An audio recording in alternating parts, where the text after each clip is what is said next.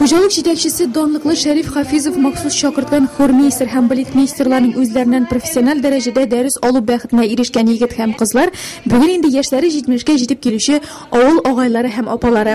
Yoshliklarida ular rayonda birinchi bo'lib uyushgan do'stlik jir ham biyu ansamblining izdirib jirlovchi qizlari ham yigitlari bo'lganlar.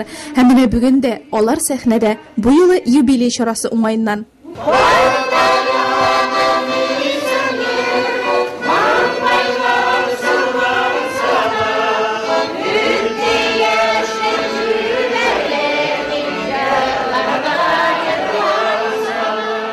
Bizning o günlerde eng matur mizgiller bulup hamanda yaşay. Bizning yaşlıkni şu dostluk ansambli bilen beylep şundan da yaşına bitken yaşlık, yalkınlı yaşlık deb aytib bola. Biz hazırda özara aralaşıp şu matur mizgillerini iske alıp özara dost bulup yaşayız. Demek dostluk ansamblindagi dostluk endi bizning turmuşumuzga da köşken. 45 yıl oldu ilkeneygen biz. Endi özümüzde ılı yaştagi ağabey apalar, lekin eli yüreklerimiz hamanda 18'de gibi. İzdirip jırlısı, o çıkarıp biysek ile tek indi yaş üzünükün idi. Lekin şulay da biz bugün de sahnede, bugün de yüreklerimiz bilen hamanda sahneni tutabız gerek. Zor sahnelerde çıkış yasav, konsertlar barışında şehirler bilen tanışu, muzey teatrlarga baru. Bu günde dostluklular barısında iske düşürdüler. Maxsus tüktirilgen konsert kostümleri, Elikege Drujba Kolxozi reisi Sharif Hafizovning ansambline şahsi kontrolde tutuğu, medeniyetini üstürüge okşanı da şahsi kişinde kızgan mağturunda sahneden tırıp iske düşürdüler. Oğlunun talantlı kızı Milevşen Nuriyeva usta edip kübelekte ışıp tatar bir yığın başkardı. Üstünde koynanası Kadriye'nin şu şırının mağtur isteriği edip soqlagan hem bugün de zatlılığın hem nefisligin juymagan külmege idi. Sahnedegiler gözlerinde yolqınlı yaşlık yılların sağını sağışı şağıldı.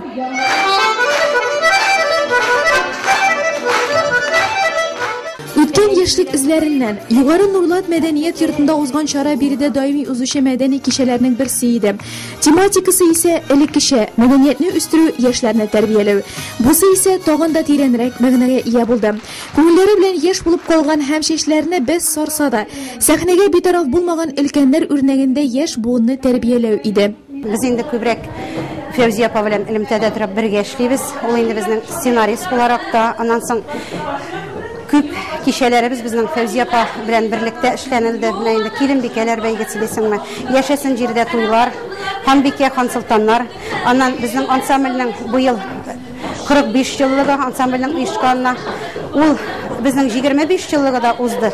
Elegerek Fevziye apa alıp bardı ol kişeni. Bizde mınday kişiler yaş bulup tura, bizning avul halkыбыз bu yaktan aktif. Bizge jingili alar bilen işlevi. Mine her bir konsertimizni alkışlap, alar bizni çıgışыбызны yaratıp kabul etkeş, bizning indi tağında şuşanday matur kişilerimizni uyuşturası kelip tura. Alar bizge der keş berip turalar. Eye, elege oğul Fevziyesi bilen baxtli. Oğuldağı bir şarada onsuz uzmay, scenarisini yoza, ijat ede, koydan vakıtın jetkirede, ijatına jimen tava. Benim şındapta mine bu şiirlerden de biter, mine ssenariler yazı, sahneye kimlerindir ezirlep çıkarı, ansı da mektep yıllarından bala çağıma barıptı taşa. Ruhi bayılıktır indi ol. Yaşı öğrevişi, min nişiktir mine ijatsız tursam, ijat bilen şiirlenmesem, peki ağrıy başlayayım. Şaranın ssenari avtoru hem alıp baruşçısı bulgan Fevziye apa, elegi şaranı da kem etmişli bir soluşta uzdurdu. Kişide 60'tan alıp 85 yaş geçe bulgan jubilerlarının isimleri ataldı. Türlü yollarda sahnede şığış yasagan üzüşşenler olar hürmetine jırlar başkardı. Yaşlarının sahnedeki şığışı ise şaranın koyulgan tip maksadı. Bunlar beylemişine tegel cevap verirlik buldu. Yugarı Nurlatlılarının en kişli alkışları, üz jirleri kızı, Tataristan'a tanılgan hem üz jirin, üz halkın ezilip yarattığı, şiiri telgeçler bulup birsinden birisi keng iştelikdagi kitaplarga evrildirüşü, bay turmuş tecrübeli, uylu gamli, gımır kişirüşü, iman baylıklı 60 yaşlık yubiler Fevziye'ge eriştirildi. Birge üsttük, birge aşadık, birge içtik, yaşlık dostum yanına kildim обязательно. Bugün ben jırlayım, şuşa eligide bayağı yaşlıklarını isket düşürüp, üt direk gitti degen yaşlığım, üt direk gitti yaşlığım degen jırna jırlayım Allah tilese.